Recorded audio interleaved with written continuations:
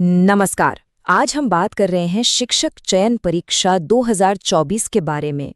ये एक बहुत ही ज़रूरी बल्कि कह सकते हैं कि क्रिटिकल नोटिस है उन सभी चयनित अभ्यर्थियों के लिए। तो अगर कोई इस प्रक्रिया का हिस्सा है तो अगले कुछ मिनट बहुत ध्यान से सुनने वाले हैं। तो चलिए सीधे मुद्दे पर आते हैं। सवाल ये है कि कर्मचारी चयन मंडल की परीक्षा के बाद क्या कुछ उम्मीदवारों की चयन प्रक्रिया किसी वजह से अधूरी रह गई है। आज हम इसी बारे में बात करेंगे कि ऐसा क्यों हुआ है और अब आगे क्या करना होगा।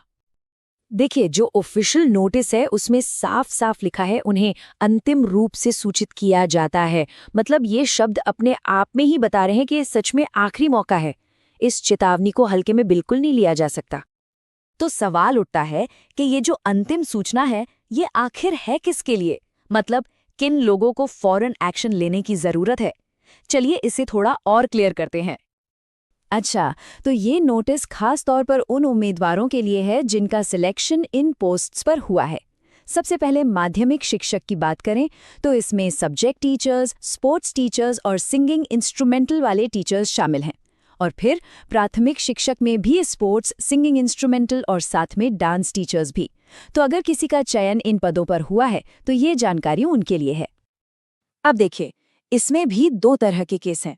पहला, वो उम्मीदवार जिन्होंने अभी तक अपने डॉक्यूमेंट्स ही अपलोड नहीं किए हैं, और दूसरा वो जिनका नाम डॉक्यूमेंट वेरिफिकेशन के शेड्यूल में यानी जो लिस्ट आई है उसमें है ही नहीं।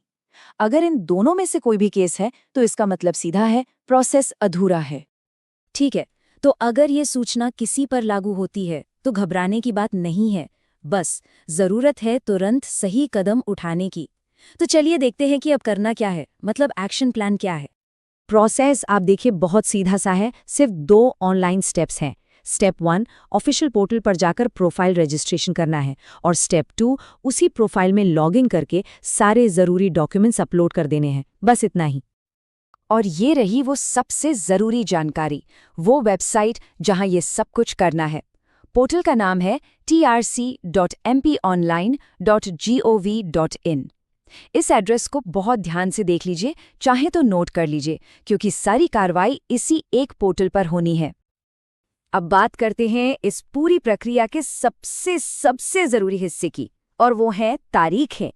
यहाँ एक बात बिल्कुल साफ है कि वक्त बहुत कम है। तो तारीख है, ध्यान से सुनिए।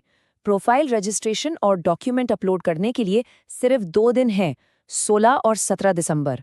और फिर ठीक अगले ही दिन यानी 18 दिसंबर को डॉक्यूमेंट वेरिफिकेशन होगा। मतलब कोई गैप नहीं है और इस टाइमलाइन में किसी भी तरह की छूट की कोई गुंजाइश नहीं है। और हाँ, वेरिफिकेशन के लिए कहीं और नहीं जाना है। ये प्रोसेस उन्हीं जिलों में होगा जो उम्मीदवार ने एप्लीकेशन के टाइम पर खुद चुने थे। अच्छा, तो एक बात साफ समझनी है, सिर्फ ऑनलाइन डॉक्यूमेंट्स अपलोड कर देना ही काफ़ी नहीं है। इस प्रोसेस को पूरा करने के लिए एक आखिरी और सबसे ज़रूरी स्टेप अभी बाकी है। इस बात को बिल्कुल गांठ बांध लीजिए कि सभी संबंधित उम्मीदवारों को 18 दिसंबर के दिन अपने ओरिजिनल डॉक्यूमेंट्स के साथ खुद वेरिफिकेशन सेंटर पर मौजूद रहना होगा। ये अनिवार्य है, इसके बिना प्रोसेस अधूरा ही माना जाएगा। और आखिर में सबसे बड़ी चेतावनी, जैसा कि नोटिस में कहा गया है, ये सचमुच में आखिरी मौका है। अगर इस तय समय में ये प्रोसेस पूरा नहीं किया गया तो इसका नतीजा सीधा है, उम्मीदवारी रद्द हो जाएगी। तो अब सोचने का वक्त नहीं है, ये एक्शन लेने का टाइम है। सवाल बस एक ही बचता है, क्या सभी जरूरी दस्तावेज इस आखिरी चरण के लिए तैयार हैं? अगर जरा भी कमी है तो तैयारी फौरन शुरू कर देनी चाहिए।